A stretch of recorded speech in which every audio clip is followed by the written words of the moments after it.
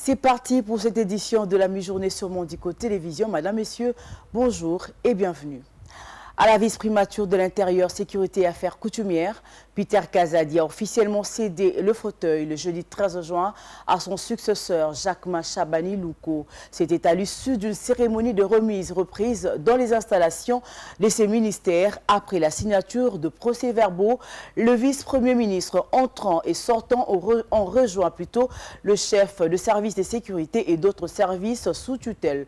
Il était question pour le vice-premier ministre entrant et sortant de montrer à son successeur ses anciens collaborateurs pour la continuité de l'action gouvernementale. Images et commentaires.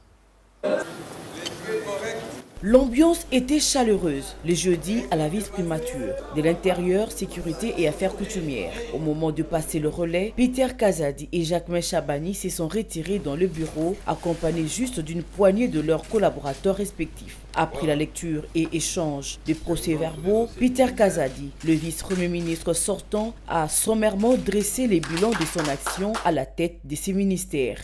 C'est un ministère important. Je l'ai hérité au moment le plus tourmenté parce qu'il y avait recrudescence de l'insécurité dans l'ensemble du pays et particulièrement à Kinshasa avec le phénomène Kuluna, le phénomène Mobondo, kidnapping. Et nous n'avons pas été du tout repos. Il fallait s'attaquer à ces phénomènes. Et aujourd'hui, ces phénomènes ont baissé sensiblement. Je vais donc vous laisser cette tâche de continuer à assurer la sûreté de notre pays, de garantir la sécurité des personnes et des biens.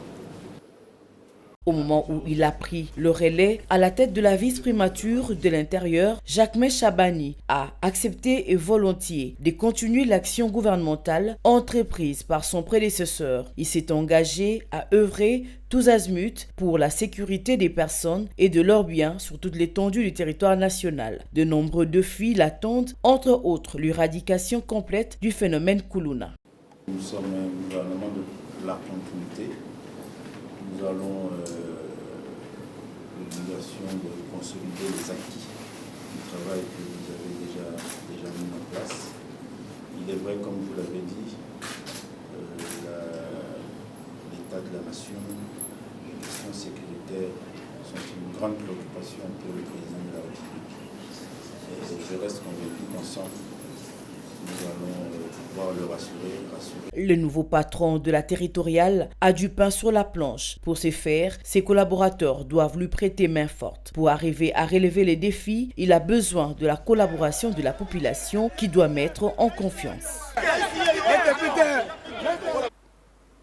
D'un portefeuille à un autre, Doudou Fouamba Likoundé a pris officiellement les commandes du ministère des Finances à la place de Nicolas Kazadi lors de la cérémonie de remise-reprise qui s'est déroulée au centre financier de Kinshasa. Doudou Fouamba s'est engagé à œuvrer notamment pour la stabilité du cadre macroéconomique en vue de préserver le pouvoir d'achat et stabiliser les taux de change pour poursuivre les réformes visant la simplification de la fiscalité et pour la réduction du train de vie des institutions. Un reportage de Passion Bouta et Bijouloun.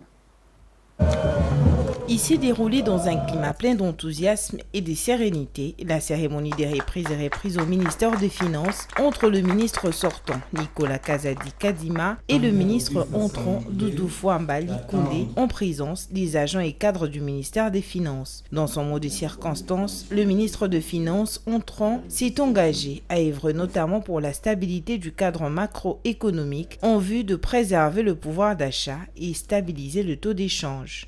Les programmes du gouvernement auxquels nous serons alignés prend pour priorité la thématique de plus d'emplois, plus de pouvoir d'achat pour la population de notre pays. Aujourd'hui, les taux d'échange tournent autour de 2900, avec risque de déraper si les mesures ne sont pas prises en toute urgence. C'est ainsi que l'axe prioritaire qui consiste à la stabilité du cadre macroéconomique sera notre priorité, mais la priorité des priorités. Parce qu'il faudra faudra que nous puissions arriver à enrimer l'exécution de dépenses de l'État sur la liquidité du marché afin d'éviter les dérapages. C'est en ces termes que nous allons nous engager à harmoniser les plans de trésorerie et les plans de liquidité, essayer de gérer les finances de l'État avec beaucoup plus de rationalité. Doudou Fouambali Condé a insisté sur la nécessité de travailler pour le bien-être social. Dans la même veine, il a également fait mention des réformes importantes réalisées, dont celle de la gratuité de l'enseignement primaire, ayant permis l'accès des millions d'élèves congolais à l'école. Sous le leadership éclairé de son Excellence Monsieur le Président de la République, chef de l'État, Félix Antoine Tshisekedi Tshilombo, nous avons donné la chance à des millions d'enfants qui étaient exclus du système éducatif, qui ont pu regagner les systèmes scolaires par la mise en œuvre de la réforme de la gratuité de l'enseignement.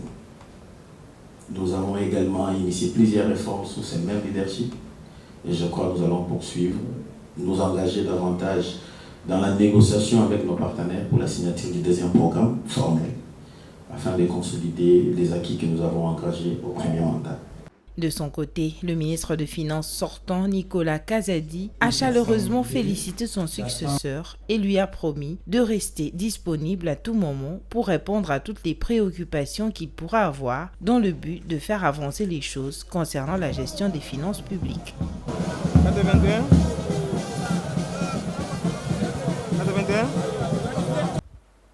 Tout à fait autre chose à présent, rendons-nous à l'université de Kinshasa pour avoir pris l'initiative de remettre la toge de professeur au professeur Dr Vital Kamerhe dans son cabinet de travail à l'Assemblée nationale, prérogative reconnue au recteur de l'université de Kinshasa où sont délégués les professeurs concernés de la faculté des sciences économiques sont suspendus de leurs fonctions au sein de cette faculté et de la gestion de l'université pour empiètement au texte de l'université. Les détails dans ces commentaires de la rédaction.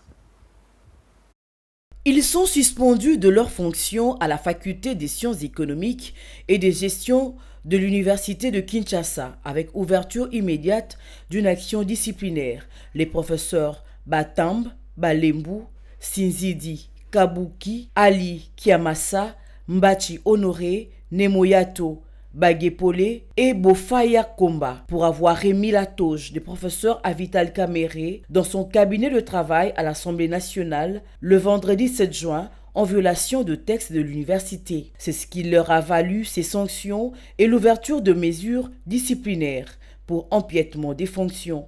Pour le recteur de l'université de Kinshasa, le professeur Dr Jean-Marie Kayembe-Tumba, cet acte est une violation à la loi de l'enseignement supérieur et universitaire et ses différentes mesures d'application reconnaît le recteur ou directeur des établissements supérieurs et universitaires seul de revêtir le pouvoir de remettre les insignes et les symboles aux récipiendaires docteur en thèse ayant rempli les conditions y afférentes.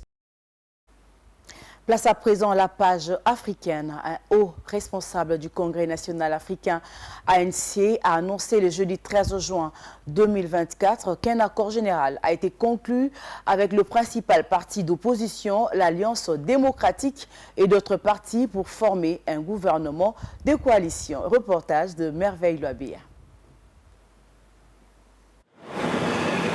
Cette annonce survient à la veille de la première séance du nouveau Parlement sud-africain au cours de laquelle les législateurs éliront le président. L'ANC a besoin de l'aide d'autres partis pour réélire le président Cyril Ramaphosa après avoir perdu la majorité parlementaire qu'il détenait depuis longtemps lors des élections qui ont eu lieu il y a 2 semaines. Le secrétaire général de l'ANC, Fikile Mbalula, a déclaré aux journalistes que l'Alliance démocratique, principal parti d'opposition, et d'autres petits partis s'étaient mis d'accord pour le principe de former un gouvernement d'unité nationale avec l'ANC. L'ANC disposait d'une majorité claire jusqu'à cette élection depuis la fin du système d'apartheid de la minorité blanche en 1994. Un gouvernement de coalition sera une première pour l'Afrique du Sud au niveau national. Les législateurs devraient élire le président du pays ce vendredi après avoir prêté serment lors de la première séance du Parlement, qui révélera également le type de gouvernement d'unité que le Congrès national africain au pouvoir a concocté après avoir perdu sa majorité pour la première fois.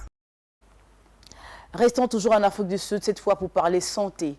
Une deuxième personne est décédée au KwaZulu-Natal, en Afrique du Sud, cette semaine, de suite de l'infection virale de la variole du singe, communément appelée monkeypox.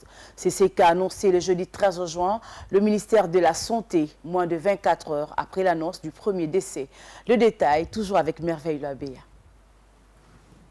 La deuxième personne décédée est un homme de 38 ans. Il avait été admis dans un hôpital de la province de KwaZulu-Natal pour des lésions étendues, des maux de tête, de la fatigue, des ulcères buccaux, des douleurs musculaires et des maux de gorge. Il a été testé positif au monkeypox mercredi.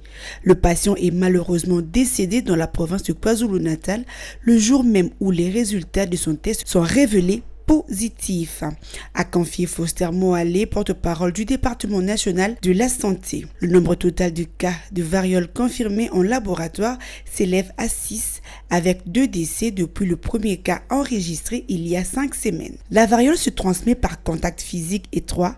La plupart des cas sont bénins, mais la maladie peut être mortelle. Fin de cette session de la mi-journée sur Mondico Télévision. Madame, Monsieur, merci de nous avoir suivis. Retrouvez à 19 h Merveille Labéa pour la grande édition. Au revoir.